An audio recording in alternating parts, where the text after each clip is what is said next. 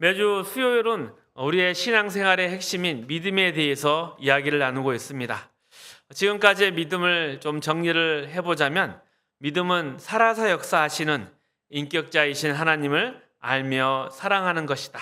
그 하나님과 함께 살아가는 것이다. 이것이 믿음이다 말씀드렸습니다. 아멘이십니까? 네. 오늘 본문은 인간이 어떻게 창조되었는가 가장 그 근본적인 시작점에서부터 우리가 믿음의 본질을 살펴볼 수가 있습니다. 하나님께서는 사람을 하나님의 형상대로 창조하셨습니다. 하나님의 형상을 따라 창조되었다. 이 내용에 대해서 성경은 풍성하게 드러내고 있습니다. 그 내용들이 무엇이냐면 우리가 인격을 가지고 있다. 우리가 영성, 하나님을 담은 성품들을 가지고 있다. 그리고 우리는 고귀한 하나님의 자녀라는 지위를 가지고 있고 우리의 말에는 권세가 있고 또 우리는 하나님이 가지시는 그 거룩과 도덕성을 가지고 있다. 이러한 것들을 항상 성경이 말함으로써 우리가 하나님의 자녀인 것을, 하나님의 형상을 따라 창조되었다는 것을 보여주고 있습니다. 그 중에서 오늘은 인격과 관련해서 더욱더 살펴보기를 원합니다. 인격과 믿음에 대해서. 이 인격이라는 것은 자유의지를 바탕으로 하고 있습니다. 자유의지. 자유의지는 독립된 인격이 갖는 고유한 특성으로서 결정권을 의미하는 것입니다. 그렇죠. 무엇인가 선택한다는 것. 거기에 자유를 가진다는 것이 인격을 의미하고 그 인격의 다양성을 가지게 하는 요소가 되는 것이죠. 하나님은 우리를 인격적으로 대하십니다. 이 말 안에는 하나님이 우리를 조종하시지 않습니다. 심지어 명령을 하실 때도 우리가 그 명령을 따를 것인가 아니면 거절할 것인가 선택권을 주셨습니다. 우리가 잘 아는 창세기 2장 15절에서 17절까지 말씀입니다.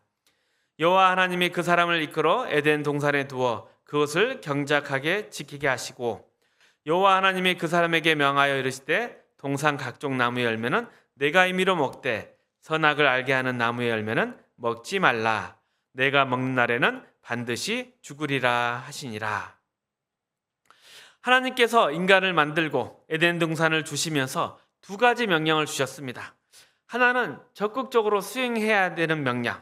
그것이 무엇이냐면 경작하고 지키는 것이었습니다. 그리고 또 하나는 해서는 안 된다. 금지된 명령, 금령으로서 선악과를 먹지 말라 이렇게 주셨습니다. 그런데 이것을 우리에게 명령을 해 주셨지만 이것을 뭔가 기계적으로 조종하지는 않으셨습니다. 그래서 인간이 따를 수도 있고 거부할 수도 있었습니다. 우리 믿는 사람들이 갖는 큰 오해 중에 하나가 다른 생각은 나지 않고 오직 선한 것만 생각나게 하여 주옵소서. 오직 하나님이 알아서 제 모든 생각을 주장하여 주옵소서. 이렇게 생각하는 것입니다. 알아서 다 해주세요, 하나님. 그런데 우리가 해야 되는 것은 이렇게 생각을 없애는 것이 아니라 인격자로서, 자유의지를 가진 자로서 분별하고 결정하고 책임을 지는 것입니다. 이런 의미에서 우리는 선악과에 대해서 어떻게 생각해야 될까요? 어떤 사람은 이렇게 선악과에 대해서 불평합니다. 아니 하나님, 왜 도대체 선악과를 만드셨습니까? 그리고 만드셨다면 손에 닿지 않는 부분에 놓으시던지 숨겨두시던지 그러지 왜 그 동산 한가운데 눈에 딱 보이게 두셨습니까? 그러니까 우리가 따먹은 거 아니겠습니까? 이렇게 생각을 하는데 하나님은 그렇게 이 선악과를 만드신 것이 아닙니다. 하나님은 동산 중앙에 제일 잘 보이는 곳에 이 선악과를 만드셨습니다. 왜냐하면 하나님은 우리를 조종하기를 원하시지 않으셨기 때문입니다. 하나님은 우리가 생각하고 결정하고 책임지라고 그렇게 선악과를 두셨습니다. 왜 저 선악과를 먹으면 안 되는가 생각하고 그 금령을 지키라는 것입니다. 에덴 동산에 선악과가 있던 이유가 무엇이었을까요? 아담과 하와가 하나님의 형상으로 지음을 받았습니다. 그리고 하나님이 만드신 모든 피조물을 다스리는 위치에 있었습니다. 하지만 아담과 하와가 최고의 권위자가 아니라는 것을, 최고의 결정권자가 아니라는 것을 분명히 하기 위해서 이 선악과가 있었습니다. 나는 하나님의 아래에 있다. 이것을 확인시키는 것이 바로 선악과였습니다. 그래서 그 선악과를 먹지 않는 것, 그것을 지키는 것이 우리의 분별이고 우리의 책임이었습니다. 그게 우리의 합당한 인격이었고 하나님에 대한 믿음이었습니다. 하지만 아담과 하와가 유혹에 빠져 넘어집니다. 선악과를 하나님이 만들어서 넘어지는 것이 아니라 자신이 책임져야 될 그 시험과 싸움에 져서 넘어진 것입니다. 실력이 없어서 선악과 하나는 얻었지만 나머지 모든 것을 다 잃어버렸습니다. 이 이야기에서도 우리가 중심으로 봐야 될 것은 이처럼 하나님이 우리를 인격적으로 대하고 계신다는 것입니다. 하나님은 늘 우리에게 누누이 설명하시고 말씀하십니다. 경고하고 생각하게 하십니다. 그래서 우리는 그것이 가끔 헷갈리는지 늘 묻습니다. 아니 하나님의 그 놀라운 그리고 그 전능하신 주권과 우리의 자유의지, 그 선은 어디쯤 되는 것입니까? 인간은 분명 아담과 하와처럼 선악과를 따먹을 자유의지가 있었습니다. 다시 말해 벌받는 결과를 초래할 수도 있는 선택권도 있었습니다. 이 자유의지라는 것은 우리가 누구의 조종 대상이 아니고 자기 문제에 대해서 자기가 생각하고 결정하고 책임질 권리를 갖고 있다는 의미였습니다. 하지만 이것은 최종적인 권위가 아닙니다. 하나님의 주권과 인간의 자유의지는 그 격이 무척 다릅니다. 최종 결정권, 우리의 운명을 결정짓는 그 권위는 오직 하나님만이 갖고 계십니다. 하나님의 자녀된 인생, 우리의 인생을 보십시오. 우리는 하나님의 인도하심을 알면서도 순종한 적이 몇 번이나 있었습니까? 우리가 고집을 부르고 하나님이 분명히 기뻐하시지 않을 줄을 아는 그 길을 뻔히 알면서도 간 일이 얼마나 많았습니까? 그런데 하나님은 그 길을 가게 그냥 놔두십니다. 그러나 어느 순간이 되면 아주 가지 못하게 막을 때가 있습니다. 하나님이 결정하시는 그 운명의 선을 넘지는 못하도록 우리에게 늘 간섭하시고 우리를 막아 서십니다.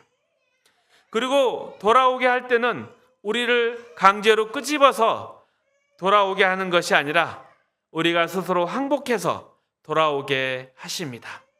그처럼 우리를 인격적으로 대하시는 것이죠. 이것을 잘 보여주는 인물이 있습니다. 창세기 28장입니다. 창세기 28장 10절에서 15절.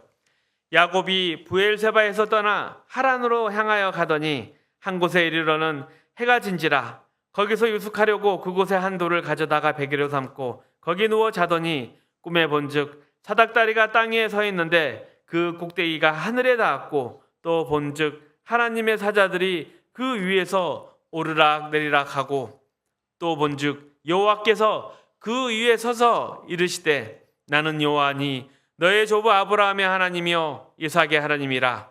내가 누워있는 땅을 내가 너와 내 자손에게 주리니 내 자손이 땅에 티끌같이 되어 내가 서쪽과 동쪽과 북쪽과 남쪽으로 퍼져나갈지며 땅의 모든 족속이 너와 내 자손으로 말미암아 복을 받으리라. 내가 너와 함께 있어 내가 어디로 가든지 너를 지키며 너를 이끌어 이 땅으로 돌아오게 할지라. 내가 내게 허락한 것을 다 이루기까지 너를 떠나지 아니하리라 하신지라. 그 유명한 야곱의 베델 사건입니다. 이때 야곱은 복을 받을 만한 그러한 상태가 아니었습니다.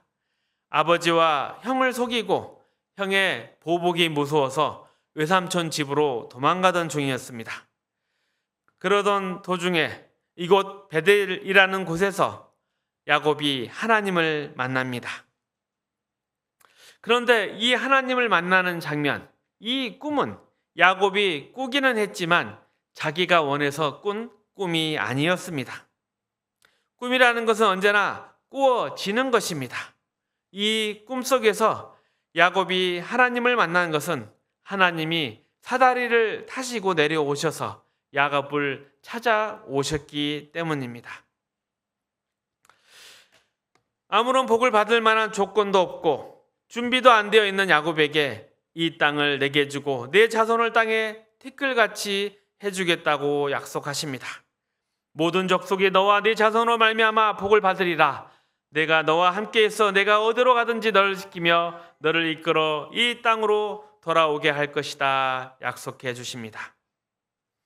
그런데 이 땅으로 돌아오는데 야곱이 걸린 시간은 20년입니다. 그리고 돌아올 때도 하나님 앞에 자기가 뭔가 서운했거나 이 약속을 기억해서 돌아온 것이 아닙니다. 외삼촌 식구들에게 미움을 사서 더 이상 그곳에 머물 수 없게 되어서 할 수 없이 고향으로 형에게로 돌아오는 것입니다. 이렇게 부득이하게 돌아올 수밖에 없다는 것을 창세기 32장 야복나루 사건이 증명하고 있습니다. 32장 말씀 제가 읽어드리겠습니다. 밤에 일어나 두 아내와 두 여종과 11 아들을 인도하여 야복나루를 건널세 그들을 인도하여 시내를 건너가게 하며 그의 소유도 건너가게 하고 야곱은 홀로 남았더니 어떤 사람이 날이 새도록 야곱과 씨름하다가 자기가 야곱을 이기지 못함을 보고 그가 야곱의 허벅지 관절을 치매 야곱의 허벅지 관절이 그 사람과 씨름할 때 어긋났더라. 그가 이르되 날이 새려하니 나로 가게 하라. 야곱이 이르되 당신이 내게 축복하지 아니하면 가게 하지 아니하겠나이다. 그 사람이 그에게 이르되 네 이름이 무엇이냐? 그가 이르되 야곱이니이다. 그가 이르되 내 이름을 다시는 야곱이라 부를 것이 아니요 이스라엘이라 부를 것이니 이는 내가 하나님과 및 사람들과 겨루어 이겼음이니라. 야곱이 청하여 이르되 당신의 이름을 알려주소서. 그 사람이 이르되 어찌하여 내 이름을 묻느냐 하고 거기서 야곱에게 축복한지라. 그러므로 야곱이 그곳 이름을 브니에라 하였으니 그가 이르기를 내가 하나님과 대면하여 보았으나 내 생명이 보존되었다 함이더라. 이 야복나루 씨름 사건도 자주 오해가 됩니다. 야곱이 기도로 하나님께 매달려서 영적인 복을 받아내는 기도로 오해되지만 이 씨름도 야곱이 한 것이 아니라 하나님이 거신 싸움이었습니다. 어떤 사람, 하나님이 오셔서 날이 새도록 야곱과 씨름을 합니다. 그래서 승패에 관해서도 자기가 야곱을 이기지 못함을 보고 이렇게 판정이 납니다. 야곱은 이 시점에 와서도 하나님이 야곱에게 가진 뜻과 계획이 무엇인지 도무지 깨닫지를 못합니다. 20년 타향살이를 통해 배운 것이 무엇인지 모릅니다. 하나님이 그 오랜 세월을 통해서 야곱에게 가르치고 싶었던 것이 무엇일까요? 하나님 없이 스스로 책임지고 사는 인생이 헛되다는 것이었습니다. 이것을 그 오랜 시간 동안 가르쳐 왔는데 야곱은 깨닫지를 못하는 것입니다. 그래서 마지막으로 하나님이 야곱에게 이것을 확인시키려고 찾아오셔서 그의 영혼을 붙잡고 흔드시는 것입니다. 하지만 야곱이 항복하지 않아서 허벅지 관절을 치자 그제야 그가 정신을 차리고 하나님께 복을 빌고 이스라엘이라는 이름을 부여받습니다. 이 사건에서도 보듯이 하나님은 한 인격에게 어떠한 사실을 강제로 주입시키지는 않습니다. 그가 깨우칠 수 있도록 시간과 과정을 주십니다. 참 인격적으로 우리를 대하시는 것이죠. 하나님이 원하시는 것은 우리를 통해 무언가 보상받는 것이 아니라 어찌 보면 우리 자신 자체가 하나님의 목적이고 목표인 것입니다. 그래서 하나님은 그 긴 시간과 그 과정, 우리의 온 인생을 통해서 내 자신이 하나님을 알고 그리고 전인격적인 하나님에 대한 항복, 그 선택과 결정, 그 책임을 요구하고 계시는 것입니다. 우리가 아는 야곱 한 명을 하나님의 사람으로 만들기 위해서 하나님은 그 긴 세월을 기다리시고 한순간도 그를 가만히 놔두지 않으시고 늘 끊임없이 간섭하셨습니다. 그래서 우리가 아는 그 야곱이 된 것입니다. 창세기 49장의 야곱이 자식들에게 마지막으로 축복하는 장면이 있습니다. 요셉은 무성한 가지 곧 샘 곁에 무성한 가지라 그 가지가 담을 넘었도다. 활 쏘는 자가 그를 학대하며 적개심을 가지고 그를 쏘았으나 요셉의 활은 도리어 굳세며 그의 팔은 힘이 있으니 이는 야곱의 전능자 이스라엘의 반석인 목자의 손을 힘입음이라. 내 아버지의 하나님께로 말미암나니 그가 너를 도우실 것이요 전능자로 말미암나니 그가 내게 복을 주실 것이라. 위로 하늘의 복과 아래로 깊은 샘의 복과 젖먹이는 복과 태의 복이로다. 내 아버지의 축복이 내 손자의 축복보다 나아서 영원한 산이 한없음 같이 이 축복이 요셉의 머리로 돌아오며 그 형제 중 뛰어난 자의 정수리로 돌아오리로다. 이 축복의 장면에서 야곱이 자신이 주는 축복이 자기 선조의 축복보다 낫다고 합니다. 야곱의 선조가 누구입니까? 아브라함과 이삭인데 우리가 생각하기에 야곱을 아브라함과 이삭에 비교하면 야곱이 제일 못난 것 같습니다. 그런데 축복이라는 것이 무엇입니까? 자기가 주는 것입니까? 아닙니다. 대신해서 복을 빌어주는 것이 축복입니다. 결국 야곱이 무엇을 자신 있어 하는가 하면 복을 주시는 그분 하나님을 누구인지 내가 더 잘 알고 있다 이 말을 하고 있는 것입니다. 왜 야곱이 선조보다 하나님을 더 잘 안다고 말했을까요? 그것은 야곱이 그만큼 하나님의 속을 더 많이 썩혔기 때문입니다. 선조들보다 야곱이 훨씬 말을 안 닫고 오랜 시간 더 버텼기 때문에 하나님이 야곱에게 더 많은 간섭을 하셨습니다. 그래서 어떤 의미에서 야곱이 아브라함이나 이삭보다 더 많이 하나님에 대해서 알게 되었다 이렇게 이야기할 수 있는 것이죠. 그가 하나님의 뜻에 얼마나 순종했는가 이것을 말하는 것이 아니라 위대하신 하나님을 아는데 그가 얼마나 자비로우신지 얼마나 신실하신지 얼마나 전능하신지 야곱이 선조들보다 더 잘 안다는 말이십니다. 이런 것들을 다 정리해 보면 특별히 야곱의 인생을 통해서 살펴보면 첫째, 하나님은 우리를 조종하지 않으십니다. 우리를 인격적으로 대하십니다. 우리에게 자유의지를 주시고 그 자유의지가 분별하고 선택하고 책임질 수 있도록 시간과 과정을 주십니다. 그리고 두 번째, 하나님의 목표는 우리 자신, 우리 자체가 하나님의 목적이고 목표입니다. 그리고 셋째, 우리가 하나님을 알고 하나님을 사랑하며 하나님 안에 거하는 그 선택과 책임을 지고 또 인격적인 항복을 하는데 우리가 커가고 성숙할 수 있도록 늘 인생 가운데 간섭하고 계십니다. 우리가 납득할 때까지, 우리가 항복할 때까지 설명하시고 경험케 하시고 시간을 주시고 인내하시는 분이십니다. 성경이 요구하는 신앙의 내용, 늘 우리에게 요구하는 것은 생각하고 결정하고 책임지라는 것입니다. 무엇이 맞고 무엇이 복인지, 무엇이 너한테 유익한가 잘 생각해보라 이야기합니다. 그래서 신앙이라는 것은 전부 하나님만이 오직 의와 선이시며 생명과 진리의 공급자이십니다. 영혼의 유일한 창조주시고 주권자이시며 전능자이십니다. 하나님 안에 있을 때 그리고 그 주시는 복을 누리는 것이 최고이며 하나님을 떠나서는 이러한 것이 없음을 우리가 뼈저리게 아는 것이 바로 우리의 신앙입니다. 그리고 하나님의 일을 우리에게 확인시키기 위해서 말씀을 통해 살기 위해서라도 나를 선택하고 순종하라.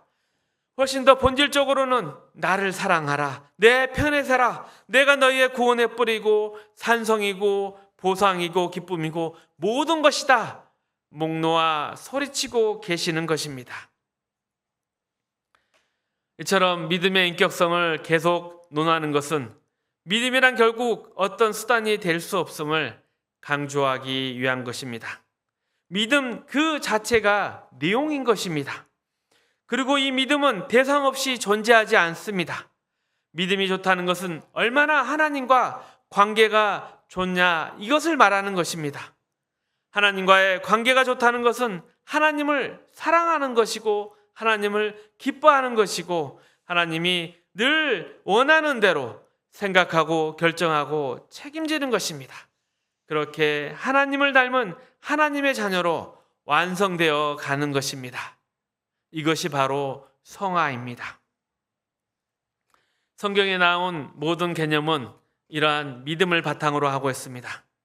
복 있는 사람이 누구입니까? 바로 하나님이 사랑하시고 기뻐하는 사람입니다. 그런 자에게 주시는 구원이 무엇입니까? 하나님이 편들어 주시는 것입니다. 너는 내 것이다 이렇게 말씀하시는 것입니다. 그리고 우리는 어떻게 이것을 확신할 수 있을까요? 로마서 8장에 하나님이 우리를 위하시면 누가 대적하리요? 우리가 구원을 얻을 만한 조건이나 자격이 있냐 이것을 떠나서 하나님이 우리를 편드시고 계십니다. 그리고 그것을 그 아들을 십자가에 못 박는데 내어주실 만큼 우리를 편들고 계십니다. 이런 하나님에게서 누가 우리를 떼어놓을 수 있겠습니까? 그게 바로 우리의 구원의 확신이고 근거입니다.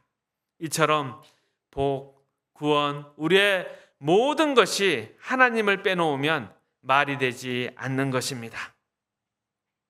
그런데 오늘날 제일 큰 신앙의 문제는 이 믿음이 혼자 돌아다닌다는 것입니다. 믿음이 나 자신에게 열중하는 문제가 되어버렸습니다. 내가 이만큼 열심과 진심을 가졌는데 그러니 내가 원하는 것은 반드시 이루어져야 됩니다. 믿음이 좋으면 자식이 잘 되고 믿음이 잘 되면 사업이 잘 돼야 된다고 생각하고 있습니다. 아닙니다. 믿음이 좋다는 것은 하나님 편에 서는 것입니다. 하나님이 기뻐하신 뜻을 따라 사는 것입니다. 하나님이 나보고 어렵게 살라 하시면 기쁨으로 어렵게 사는 것입니다. 그러나 이런 사람을 찾아보기가 매우 어렵습니다. 하나님은 없고 자기 열심과 자기 도취에 빠진 사람들만 있습니다. 또한 간절함을 무시하는 것이 아니지만 기도를 듣는 하나님은 없어지고 오직 소리 지르는 기도자만 있을 뿐입니다. 하나님에게 우리는 가장 소중하고 귀한 목적이며 대상입니다. 우리를 자녀로 불러 일시키고 부려먹으라는 의도가 아닙니다. 우리 존재 자체가 하나님의 기쁨이며 자랑입니다. 그래서 우리에게 일어나는 그 어떤 일도 하나님이 우리를 복되게 하시려고 그 길을 걷게 하시는 것입니다. 하나님에 대한 사랑으로 그 길을 분별하고 선택하고 걸어가십시오. 하나님을 인격적으로 사랑하고 하나님 안에 거하십시오. 그저 죄짓지 말라 여기서 머물지 말고 훨씬 더 적극적으로 내 마음을 다하고 뜻을 다하고 성품을 다하여 주 너의 하나님을 사랑하라 그 말씀에 더 깊이 들어가 보십시오. 그래서 이 믿음 생활에서 갖는 그 기쁨과 그 승리를 늘 충만하게 누리시는 저와 여러분 되시기를 주님의 이름으로 축복합니다.